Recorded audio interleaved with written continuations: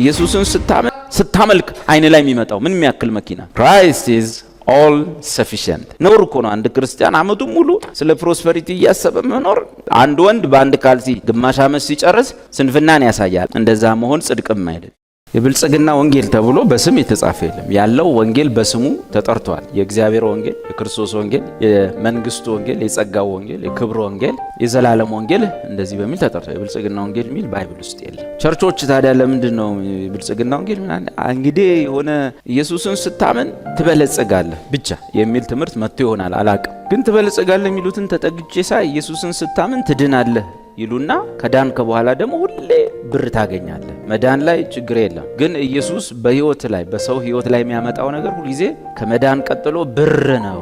አይወላችሁ አንድ ትምህርት በቤተ ክርስቲያን አንድን ማህበር የሰማይን ትኩረት የሚስብ ማህበር የምታረገው የህዝብን አይን አይደለም፣ የሰማይ እግዚአብሔርን ደስ ማሰኘት። ህዝብን ደስ ማሰኘት አለ። ህዝብ ሲፈልግ አኩርፎ መሄድ ይችላል። እግዚአብሔርን ብቻ ደስ ለማሰኘት ከፈለግ የዛ ቤተ ክርስቲያን ማህበር ወይም ጉባኤ ትምህርቶች፣ መልእክቶች፣ ጸሎቶች፣ የትኛውም ነገር ሰዎችን ወደ ብር ሳይሆን ወደ ፈውስ ሳይሆን ወደ ሆነ ነገር ሳይሆን ወደ ኢየሱስ ከትላንት ይልቅ ማስጠጋትና ለመስጠጋቱ ቼክ ይደረጋል ማለት ሰውዮችን ወይም ሰዎችን ወደ ኢየሱስ ሞር አስጠግቷል። ከሁሉ በላይ ያ እንዳለ ሆኖ የአንድ ቤተ ክርስቲያን ዋና ትምህርት የዛሬ ዓመትም ስትመጣ ማለት የዛሬ 8 ዓመትም ስትመጣ ማለት ኢየሱስ እና ኢየሱስ ብቻ በኢየሱስ የሆነ ነገር አይደለም። ኢየሱስ ላይ ካተኮረ መሰረቱ ጤናማ ነው። በአንድ ጥቅስ ላስረዳችሁ። ኢየሱስ እንዲህ አለ፣ ሰዎች ስለኔ ምን ይላሉ ብሎ ጠየቀ። ለምን ይህን ጥያቄ ጠየቀ ሲባል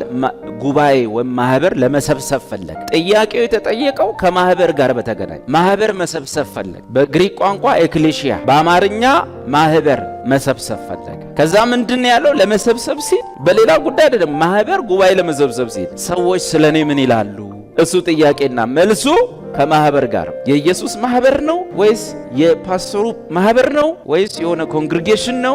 ምንድነው? በምን እናውቃለን? ያን ማህበር ኢየሱስ እግዚአብሔር እሱ ኦርቶዶክስም ይላሉ፣ ካቶሊክም እንደዛው ነው። ካቶሊክ እግዚአብሔርና ኢየሱስ ነው እንጂ የሚለው ሌላ የማንን ስም ይጠራል? አላህ አይልም። ኦርቶዶክስ እኮ አላህ አይልም፣ እግዚአብሔር ኢየሱስ እና የጌታ ማህበር መሆኗን በምን እናውቃለን ሲባል ዋነኛ ማህበሩ የሚሰበሰብበት ዶክትሪን የኢየሱስ ማንነት የሚል ትምህርት፣ ህብረት፣ ጸሎት፣ መልእክት የዛሬ 8 ዓመትም ስትመጣ ስለሱ ብቻና ብቻ መሰማ ከሆነ ከዛ ምን አለ? ስለኔ ምን ይላሉ? አሁን እዛ ጋር እንደው ኢየሱስም ብሎ ጥያቄ ጠየቀና እነሱ ይመለሱ ይመስላቸዋል። ኢየሱስ ያለው ማህበር ስለመመስረት ሰዎች ስለኔ ምን ይላሉ አለ። ስለ ሰው ልጅ ምን ይላሉ አለ?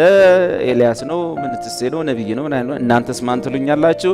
ስምዖን ጴጥሮስ ተነሳ፣ አንተ ክርስቶስ የሕያው የእግዚአብሔር ልጅ ነህ አለ። ኢየሱስ እንዲህ አለው፣ አንተ ጴጥሮስ ነህ፣ ድንጋይ ነህ።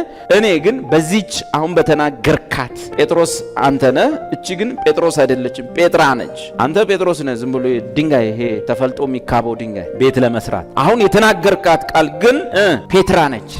ሳምንት የሚወጣው ሰው መቀጣጠል፣ የሚቀጥለውም መቀጣጠል ላይ የተመሰረተ መቀጣጠል የሚል ዶክትሪን ላይ መሰረተ ማህበሩ ጉባኤው ስታየው ኢየሱስ ነው የሚጠራው፣ መዝሙሩ ዘሴም ነው፣ ዶክትሪኑ መቀጣጠል የሚል በእንደዚህ አይነት ትምህርት ላይ ማህበር አይሰበሰብም። ሌላው ደግሞ እንዲላል መካነ ኢየሱስ ጥምቀት አታጠምቅም እኛ እናጠምቃለንና ይወጣና ከመካነ ኢየሱስ ወጥቶ አጥማቂት መጥምቃዊት ምናምን ቤተክርስቲያን ብሎ ይከፍታል። ከዛስ ትምህርቱ ስለ ጥምቀት ነው። ጥምቀት ያድናል፣ ጥምቀት ወሳኝ ነው። አሁን እንዘምራለን ተጠምቅ ያለው የሚል መዝሙር ትንቢቱ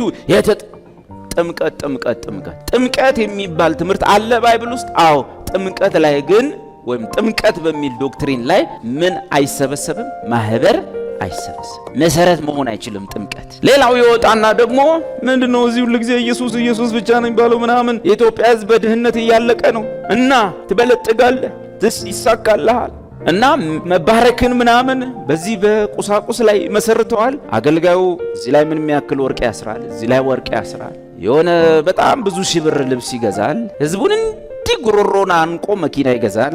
ከዛ ተከታዮቹ አገልጋዮቹም ያንን ይቀጥላሉ። ፕሮስፐሪቲ ጎስፕል ያልከው ይሄ ነው። ይቀጥላሉ። ህዝቡም እንደነሱ ለመሆን ይበላል። መቼስ አይበላም። ይበላል፣ ይበሉታል። ስለዚህ ምን ይሆናል ማለት ነው? ነጋ ጠባ መልእክቶቹ፣ ትምህርቶቹ፣ በሰው አእምሮ ውስጥ የሚገባው ነገር ሁሉ ምን ይሆናል? ኢየሱስን በማመን ምን መሆን? ኑሮን መቀየር፣ ኢኮኖሚን መለወጥ፣ በሁሉ ነገር ውጤታማ በመሆን ቤት ስለመስራት ስትጸልይ የምታስብ፣ መኪና ስለመግዛት ስታመልክ አይን ላይ የሚመጣው ምን የሚያክል መኪና ሲሆን ምን ይባላል? የብልጽግና ወንጌል ፕሮስፐሪቲ ጎስፐል ይባላል። ያን ጊዜ ቆላሲስ ነው የሚሆነው። እንግዲህ ክራይስት ኢዝ ኦል ሰፊሽንት እሱን የምንከተለው ለዛ አይደል እና መልእክቱ ትንቢቱ የሚመጣው እንትና ምናምን ሁሉ ብር ይሆናል። ጸሎቱን በዛ ላይ ነው፣ መልእክቱን በዛ ላይ ነው እና እንደዛ ሲሆን ፕሮስፐሪቲ ጎስፐል ይባላል። ወንጌል በምንም አይነት ሁኔታ ስለ ገንዘብ ስለማግኘት ቤት ስለ ምናምን አይደለም። ወንጌል አሁንም ዞሮ ወንጌልም ከስጋ ከዳዊት ዘር ስለተወለደው በቅድስና መንፈስ ግን ከሙታን በመነሳት በኃይል የእግዚአብሔር ልጅ ስለሆነው ስለ ልጁ ነው፣ እርሱም ጌታችን ኢየሱስ ክርስቶስ። ይሄ አንዱ እውነት ነው። ሌላው ደግሞ ያንን የብልጽግና ወንጌል ብልጽግና ላይ ፎከስ ያደረገ ህዝቡም ስለ መባረክ ስለ ኢኮኖሚ ብቻ እንዲያስ አመቱን ሙሉ ነውር እኮ ነው። አንድ ክርስቲያን አመቱን ሙሉ ስለ ፕሮስፐሪቲ እያሰበ መኖር ነውርም ነው ኃጢአትም ነው። ያንን ለመቃወም ደግሞ ሌላ ጽንፍ የሚሄድ ቡድን ይመጣል። እሱ ይሄኛውም ሌላኛው አደገኛው ነው። ምን ብሎ ይሰብካል? ድህነቱን የሚሰብክ ድህነት ጥሩ እንደሆነ አድርጎ የሚሰብክ እኔ በዚህ ዘመን ክርስቲያን ሁሉ ምን መኪና ይነዳል? ይሁን ምቀኛ ሰባኪያ ቤት ይሰራል። እኔ በደርግ ጊዜ ተደብድቤያለሁ፣ ተወግሬያለሁ፣ እስካሁን ምንም የለኝም ወገኖቼ። እኔ ድሮ ይላል አንድ ካልሲ ነበረችኝ፣ ሃሌሉያ ሳምንቱን ሙሉ አረጋታለሁ፣ ቅዳሜ አጥቤ አሰጣታለሁ፣ እሁድ ለቸርች አድርጌ አትመጣለሁ። አንድ ሸሚዝ ነበረች። ይሄ ደግሞ ባይዞ ይሄ ስለ ወንጌል የመጣ መከራ ሳይሆን ስንፍናን ያሳያል። አንድ ወንድ በአንድ ካልሲ ግማሽ ዓመት ሲጨርስ ሰነፍ መሆኑን ዝርክርክ መሆኑን እንጂ ለወንጌል የተከፈለው ዋጋ አይደለም። ወንዝ ፈሶ ውሃ በውሃ በሞላበት ሀገር ላይ እንደዛ መሆን ጽድቅም አይደለም። ስለዚህ ይሄ ጢሞቴዎስ ላይ የተረገመው ትምህርት ነው። ሄርሜቲዝም ኦር ሴሊባሲ፣ ሰውነትን ማጎሳቆል፣ መክሳት፣ ምናን አንጀት ጨጓራ እስኪላጥ መጾም፣ ሴሊባሲ የሚባለው ሄርሜቲዝም የሚባለው ጳውሎስ የረገመው ትምህርት ማለት። ስትጾም እንኳን ጨጓራ እንደማይላጥ ቼክ አድርገ ስጋህ ያንተ ስላይደል በአደራ የተሰጠ ስለሆነ እኔ ጌታው ዛሬ ልፋታም እዚህ እያቃጠልህም ሞታታለሁ። ጌታ ተው አታቃጥለው፣ ይህን ጨጓራ ይላል። አታቃጥለው። ይሄ ደግሞ የቡቱቶ መንፈስ አለ። ድህነትን ጽድቅ አድርጎ የሚሰብክ አለ። ሪሊጂየስ ስፒሪት ነው። ሄርሜቲዝም ነው። ገዳማዊ የሚባለው ትምህርት ነው። ጴንጤዎስ ኮት አድርጎ የመጣው ማለት ነው። እኔ ላደንቀውም አልችልም። አንድ ሰው እኔ አንድ ሸሚዝ ነበረችኝ ሚያሳየኝ በቃ ሰነፍ ነው፣ አይሰራም። መቼ ድሮ በሰባ ምናምን በሰማንያ አንድ ሸሚዝ ነበረችኝ፣ እሷን አረጋታለሁ፣ አጠባታለሁ ቅዳሜ፣ ከዛ በኋላ ከቤት አልወጣም እስክትደርቅ ድረስ እሷን አድርጌ ቸርች መጣና አገለግላለሁ። ሃሌሉያ።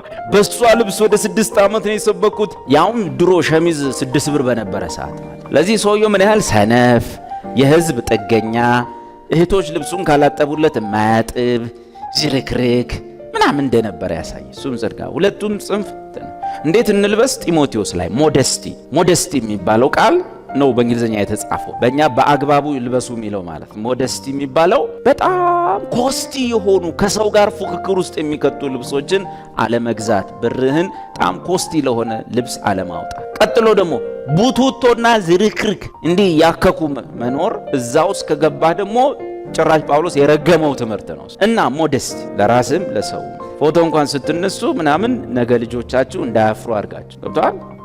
እሱ ማለት አሁን አንዳንድ ልጆች በዚህ ዘመን የመጡ ስታይሎች አሉ። መጽሐፉ ዮሐንስ መልእክት ላይ የዚህ ዓለም መልክ ጠፊ ነውና የሚል አማርኛ አለ። አማርኛው ሸፍኖታል። የዚህ ዓለም መልክ ጠፊ ነው፣ ግን እንግሊዝኛው ዘ ፋሽን ኦፍ ዚስ ወርልድ ነው የሚለው። ዘ ፋሽን በዚህ ዘመን በዚህ ምድር ላይ የሚመጡ ወቅታዊ ፋሽኖች ያልፋሉ። በኢህአፓ ጊዜ ጸጉሬን ያክላል፣ ጺሜን ያክላል። በኢህአፓ ጊዜ ያ ማለት ተምራል፣ ኮሚኒዝምን አጥንታል ማለት ነው። በቃ ማርክሲዝም ሌኒኒዝምን ትፈተፍተዋለ ማለት ነው። እንደዛ ሆኖ አግብቶ ፎቶ የተነሳ ሰው አሁን ልጁ ያንን ፎቶ ከውስጥ ነው የሚከትለት አልበም ስር፣ ለጎረቤት አያሳይ። ፋዘር ምን ሆኖ ነው ድሮ ይባል። ያኔ ፋሽን ነው። እናቱን እኮ የልጁን እናት ያገኘው እኮ እንደ በዛ ጸጉር እኮ በዛ እንትን እኮ ነው እናት ያኔ ዋው አራዳው ብለው አገቡት ማለት። ዛሬ ደግሞ ልጅዮ ፋራው ብሎ ይከተዋል ማለት ገብቷል።